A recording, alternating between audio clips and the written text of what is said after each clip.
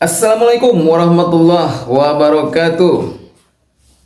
Pemirsa media Warga News di mana saja Anda berada. Jumpa lagi dengan saya, channelnya Bang MWN yang selalu mengabarkan berita-berita dengan fakta-fakta tanpa hoax.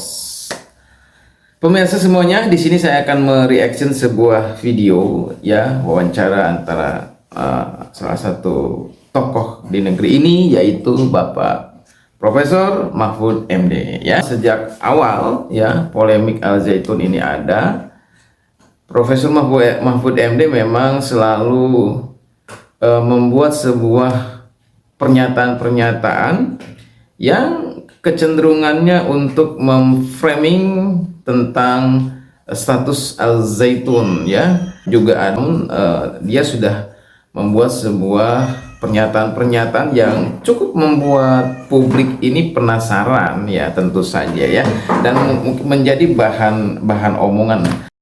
Yang bermasalah itu kan cuma Al Zaitun, dan itu pun Panji Gumilangnya. Selalu bernostalgic di hati masa kecil, karena pendidikan saya dimulai dari pesantren, dari surau pesantren, baru masuk sekolah resmi formal, terus sampai ke perguruan tinggi. Itu saya selalu membawa nilai-nilai ke pesantrenan, yaitu hidup sederhana apa adanya, tapi tidak jorok juga, bersih, cukup gitu, tidak flexing, tidak berlebih. Enggak, sekarang bukan cerita yang lucu, takjuban.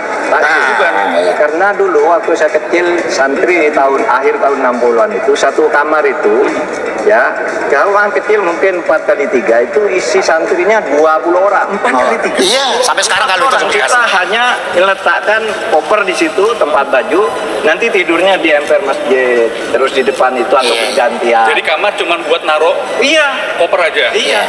Jadi tidurnya kayak pindang itu rame-rame. Tapi asik pagi-pagi oleh kiai yang belum bangun disiram. Bangun sambil pikir. Wah, itu asik. Dan Bagian di sini gitu juga. Iya sama. Dan nggak bisa cerita kalau bukan pelaku. Oh, Iya. Gitu ya. Iya. Tapi disiram juga nggak? Ya, kadang-kadang bangun. Tapi itu bukan bentuk kekerasan gitu. Bukan. Pendidikan. Bukan, karena tidak melukai, cuma bangun agar mengaji, sholat bersama-sama, pikiran kayak tadi, sholawatan kayak tadi itu kan asik banget. Saya selalu kalau ke pesantren mengajak sholawatan begitu. Kangen nggak sih Pak masa-masa itu? Sangat kangen. Oleh sebab itu kalau saya ke Madura, saya sering mampir ke pondok pesantren saya. Sekarang udah modern juga, udah model gini. Dulu waktu itu ya apa namanya ya? Rumah kayu itu apa? Yang dari betul. Panggung. Terus masak sendiri pakai tungku itu. Tahun berapa? 13 Mei 57 itu ya. Ya sudah di situ, sudah di pesantren. Maka biasanya kata kiai itu, kita tuh apa sih? Kan sudah saya jadi menteri pertahanan gitu. Sesudah itu beliau masih sugeng. Saya soan gitu. Ya alhamdulillah. Saya ikuti nasihat kiai gitu. Saya ingin hati-hati, ingin jujur, tidak tamak. Ya alhamdulillah gitu, didoakan. Nah sekarang sudah wafat kiai saya, namanya Kiai Marudi. Agar kamu tidak menjadi penjahat. Itu aja filosofi di dalam kehidupan itu.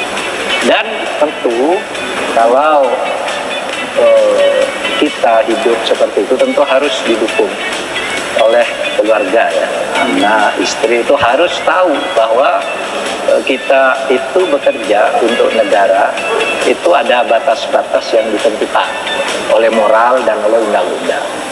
Oleh sebab itu kalau kita lihat banyak orang korupsi kadang-kala karena memenuhi ambisi hidup istrinya misalnya. Banyak kan orang Sebenarnya pribadinya baik-baik aja. ya, tapi tidak tahan. Ada juga karena anaknya kalah di dalam pergaulan salah lalu nekan-nekan orang tuanya. Gitu. Nah, itu yang harus diperhatikan. Ya, sehingga sumber segala kejahatan itu sama. Oleh sebab itu kita diajari untuk hidup sederhana. Makan pun sebenarnya kalau kiai saya tadi maksa saya makan, itu hanya untuk mendidik, karena ajaran di dalam Islam itu kamu kalau makan berhenti sebelum kenyang. Iya kan? Ya. Makan sebelum lapar, saya makan. kemudian sebelum kenyang berhenti. Tapi ini dipaksa oleh kiai. Kenapa harus berhenti sebelum kenyang? Nggak muat, makan lagi. Nggak bisa juga. Cuma segitu tuh kebutuhanmu. Gitu kata kiai. Ngapain kamu tamak? Gitu kan? Ngapain kamu kebutuhan segitu makan segitu? Punya uang banyak juga makannya sehari 3 kali segitu. Kan gitu. Bukan hanya itu. Kemudian juga bala itu laknat atau balasan lah ya. Balasan itu doa nistapa di dalam hidup. Karena kalau orang tamak itu mengumpulkan sesuatu yang tidak halal. Pertama, darahnya sendiri itu menjadi darah yang tidak suci, itu menurunkan keturunan yang tidak baik, dirinya sendiri gelisah, dan itu tadi ketakutan dalam hidup. Yang saya contohkan hakim tadi kan, dia punya harta pada saat itu di awal tahun 2000-an 149 miliar, luar biasa. Tapi apa yang dia nikmati? Istrinya pergi, temannya bawa rekeningnya pergi, dia mati merana, ketakutan dalam kesedihan. Nah itu juga yang harus kita. Maka agama selalu mengajarkan dosa, mengajarkan akibat. Fanzuru kaifa kana akibatul dzalimin, akibatul kafirin. Orang lihat akibat orang yang berbuat dosa itu pasti ada akibatnya. Enggak usah nunggu mati, kata Al-Qur'an. Nah, itu harus ditakut. Ya Kiai ya. Nah, ini kalau bicara soal ilmu-ilmu yang disampaikan tadi sama Pak Mahfud, sebenarnya pesantren itu kan nilainya begitu bagus ya. Orang datang ke pesantren adalah untuk belajar pendidikan selain agama juga tentunya. Tapi yang tidak bisa disangkal juga bahwa di Indonesia ini ternyata ada ponpes-ponpes yang justru malah mengajarkan hal-hal yang tidak bisa dikatakan tidak baik. Sampai akhirnya ada ponpes yang dekat sini juga Pak ya, di Indramayu, Al Zaitun, yang sekarang lagi bermasalah. Pengasuhnya mendapatkan tersangka untuk penodaan agama. Kita belok dikit ya, mohon maaf. Iya. Kita belok situ dikit. Iya, harus. Soal kasus Al Zaitun, Pak Mahfud kemarin sempat bicara soal sudah jadi tersangka nih, kan Gumilangnya. Kemudian masih mendorong lagi Baris Krim untuk segera mengurus kasus-kasus yang lain. Ya. Iya, jadi ini juga mengapa hari ini saya datang ke pesantren salaf, tradisional, dan orisinal di Cirebon ini.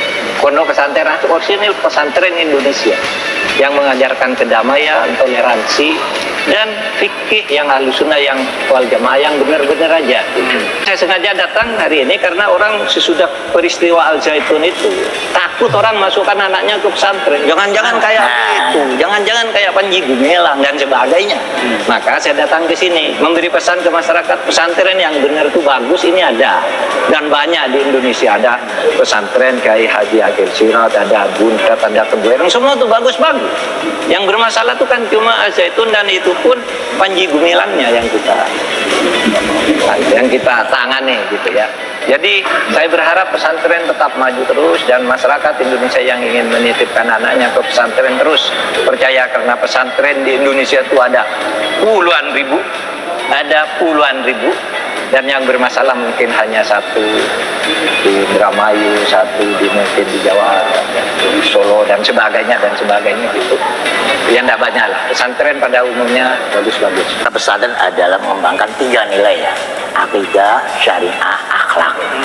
Kalau akidahnya insya Allah mirip-mirip sama lah, syariahnya sama lah. Akhlak ini, hal ini jadi presentasi daripada akhlaknya ini yang tidak sama gitu, terutama dalam pandangan kehidupannya, pandangan politiknya, pandangan perjuangannya gitu. Kalau kita pesantren pada umumnya adalah pejuang yang sebagaimana dulu Wali Songo disebarkan dengan damai, dengan rukun toh mampu mengislamkan.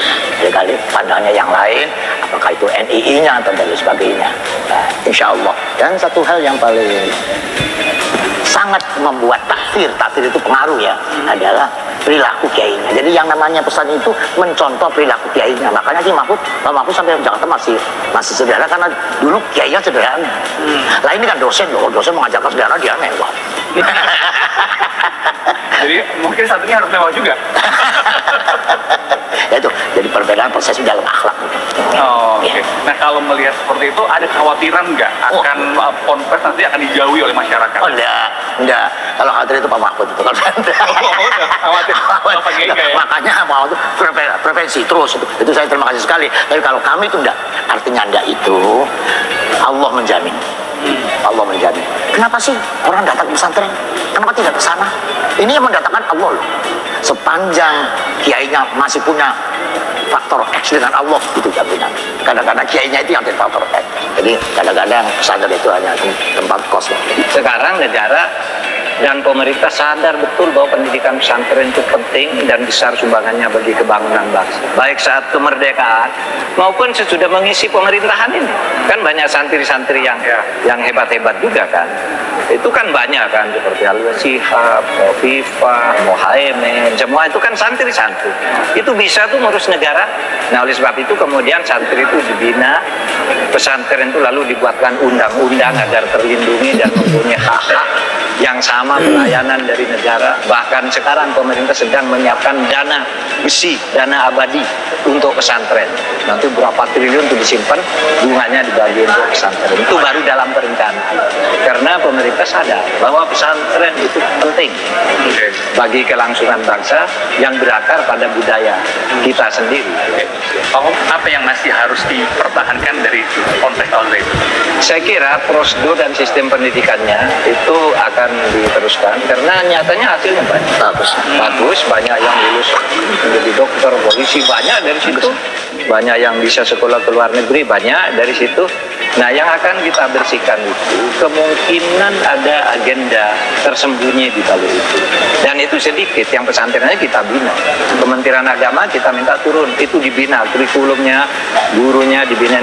Nah yang selama ini menjadi pergunjingan tentang dana-dana yang dikumpulkan itu dari mana, dari sebuah gerakan kecil orang yang dikoordinir, itu diselidiki dulu gitu, diselidiki dulu. Pesantrennya kita jamin tidak akan diberangus karena pesantren itu penting. Nanti kita tinggal sesuaikan aja dengan pesantren-pesantren lain, kurikulumnya, pola belajarnya dan seterusnya. Pak Mahfud, soal kasus hukumnya sendiri, waktu itu Pak Mahfud juga pernah bilang mendorong Barreskrim untuk mengusut aset-aset Panji Gumilang itu kan. Ini aset-asetnya apa aja Pak yang sudah ditemukan? Menurut laporan, kekayaan pesantren itu 1.300 hektar. 1.300 hektar. Yayasan. Sesudah kita selidiki, ini nama Panji Gumilang itu punya berapa tanah? Istrinya, anaknya, Alwidah, Harun Nisa, Panji Gumilang, Abu Toha atau siapa itu, Imam siapa? Itu keluarga itu mempunyai 295 sertifikat pribadi. 295 sertifikat pribadi, 107 dari sertifikat atas nama Panji Gumilang, yang 80 atas nama anak, yang sekian atas nama istrinya dan seterusnya. Itu sertifikatan. Itu menurut undang-undang nggak boleh. Punya tanah itu maksimal sekian kalau pribadi. Itu sudah ada ukurannya. Itu dulu dasarnya undang-undang Land Reform yang kemudian dia ke pemerintah. Kalau tidak salah, maksimal itu orang kalau pribadi mempunyai tanah itu, kalau undang-undangnya aja tanpa usaha, kalau waktu itu kan luas tanah pertanian yang jatuh 2 hektar maksimal untuk pertanian. Iya kan? Mungkin kalau dengan hak guna usaha sudah ada lagi peraturan. Itu kalau segitu berarti harus tanyakan, punya tanah segitu berarti itu mungkin punya yayasan di atas namakan pribadi. Kan tidak boleh juga.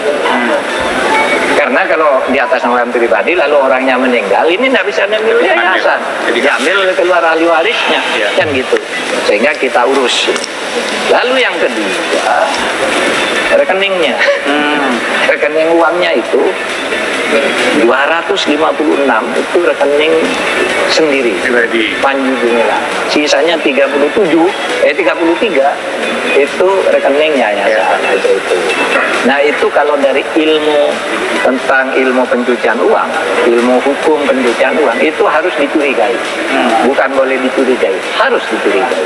Oleh sebab itu kita analisis dan sudah ketemu analisisnya, sekarang sudah dilaporkan ke Barreskrim. Belum lagi dugaan-dugaan yang lain. Yang ini sekali lagi teman-teman dari Al Zaitun tidak usah takut karena ini hanya Pak Panji Gumilang.